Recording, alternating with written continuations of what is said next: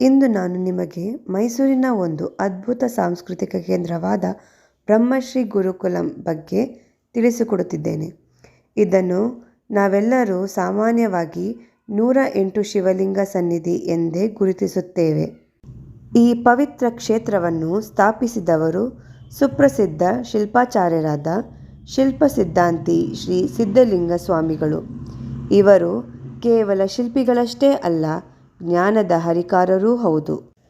ಇವರ ಅತಿದೊಡ್ಡ ಸಾಧನೆ ಎಂದರೆ ಅತ್ಯಂತ ಪ್ರಾಚೀನವಾದ ಋಗ್ವೇದವನ್ನು ಕನ್ನಡ ಭಾಷೆಗೆ ತರ್ಜುಮೆ ಮಾಡಿದ್ದು. ಈ ಜ್ಞಾನವು ಎಲ್ಲರಿಗೂ ತಲುಪಬೇಕೆಂಬ ಆಶಯ ಅವರದಾಗಿತ್ತು. ಈ ಸ್ಥಳವು ಕೇವಲ ಒಂದು ದೇವಸ್ಥಾನವಲ್ಲ, ಇದೊಂದು ಗುರುಕುಲ. ಇಲ್ಲಿ ವೇದಗಳ ಜೊತೆಗೆ ನಮ್ಮ ಸಂಸ್ಕೃತಿಯ ಅವಿಭಾಜ್ಯ ಅಂಗಗಳಾದ ಚಿತ್ರಕಲೆ ಮತ್ತು ಶಿಲ್ಪಕಲೆಯನ್ನು ವಿದ್ಯಾರ್ಥಿಗಳಿಗೆ ಕಲಿಸಲಾಗುತ್ತಿತ್ತು. 1871ರ ಆಸುಪಾಸಿನಲ್ಲಿ ಆರಂಭವಾದ ಈ ಪರಂಪರೆಗೆ ಇಂದು ಸುಮಾರು 150 ವರ್ಷಗಳ ಇತಿಹಾಸವಿದೆ. ಇನ್ನು ಇಲ್ಲಿನ ಒಂದು ಮುಖ್ಯ ವಿಷಯವೆಂದರೆ, ಸಾಮಾಜಿಕ ಜಾಲತಾಣಗಳಲ್ಲಿ ಇಲ್ಲಿರುವ ಮುಖ್ಯ ವಿಗ್ರಹವನ್ನು ರಾಮೇಶ್ವರ ಎಂದು ತಪ್ಪಾಗಿ ಬಿಂಬಿಸಲಾಗುತ್ತಿದೆ.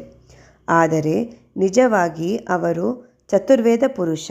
ಋಗ್ವೇದ, ಯಜುರ್ವೇದ, ಸಮವೇದ ಮತ್ತು ಅಥರ್ವಣ ವೇದಗಳ ಸಾಕಾರ ರೂಪವಿದು. ನೀವು ಗಮನಿಸಿದರೆ ಅವರ ಕೈಗಳಲ್ಲಿ ವೇದಗಳ ಪುಸ್ತಕಗಳು ಇರುವುದನ್ನು ಕಾಣಬಹುದು. ಇಲ್ಲಿನ ವಿಶೇಷತೆ ಎಂದರೆ, ಪ್ರತಿ ವರ್ಷ ಮಹಾಶಿವರಾತ್ರಿಯಂದು ಇಲ್ಲಿರುವ 108 ಶಿವಲಿಂಗಗಳಿಗೆ ಏಕಕಾಲದಲ್ಲಿ ವಿಶೇಷ ಪೂಜೆ ನಡೆಯುತ್ತವೆ.